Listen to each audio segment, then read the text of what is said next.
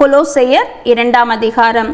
உங்களுக்காகவும் லவோதிக்கேயாவில் இருக்கிறவர்களுக்காகவும் சரீரத்தில் என் முகத்தை காணாதிருக்கிற மற்றெல்லாருக்காகவும் மிகுந்த போராட்டம் எனக்கு உண்டு என்று நீங்கள் அறிய விரும்புகிறேன்.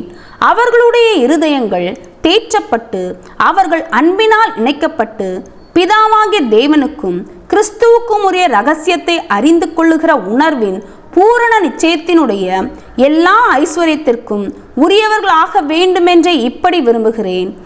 அவருக்குள் ஞானம், அறிவு என்பவைகளாகிய பொக்கிஷங்கள் எல்லாம் அடங்கி இருக்கிறது. ஒருவனும் நயவசனிப்பினாலே உங்களை வஞ்சியாதபடிக்கு இதை சொல்லுகிறேன்.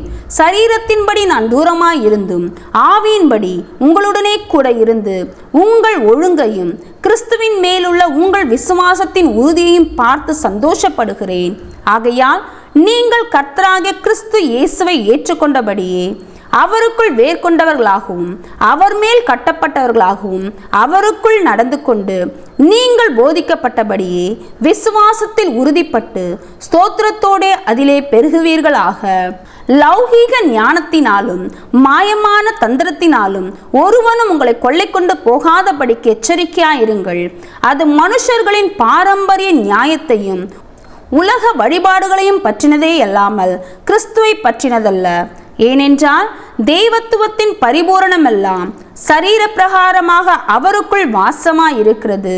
மேலும் சகல துரைத்தனங்களுக்கும் அதிகாரத்துக்கும் தலைவராயிருக்கிற அவருக்குள் நீங்கள் பரிபூர்ணம் உள்ளவர்களாயிருக்கிறீர்கள். அல்லாமலும் நீங்கள் கிறிஸ்துவை பற்றும் விருத்த சேதனத்தினாலே மாம்சத்துக்குரிய பாவ சரீரத்தை களைந்து விட்டதினால் கையால் செய்யப்படாத விருத்த சேதனத்தை அவருக்குள் பெற்றீர்கள்.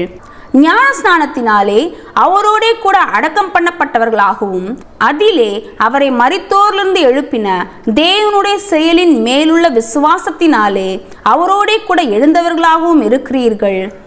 உங்கள் பாவங்களினாலேயும் உங்கள் மாம்ச விருத்த சேதனம் இல்லாமையினாலேயும் மரித்தவர்களாயிருந்த உங்களையும் அவரோடே கூட உயிர்ப்பித்து அக்கிரமங்கள் எல்லாவற்றையும் உங்களுக்கு மன்னித்து நமக்கு எதிரிடையாகவும் கட்டளைகளால் நமக்கு விரோதமாகவும் இருந்த கையெழுத்தை குலைத்து அதை நடுவில் இராதபடிக்கு எடுத்து சிலுவையின் மேல் ஆணி அடித்து துரைத்தனங்களையும் அதிகாரங்களையும் உரிந்து கொண்டு வெளியரங்கமான கோலமாக்கி அவைகளின் மேல் சிலுவையிலே வெற்றி சிறந்தார்.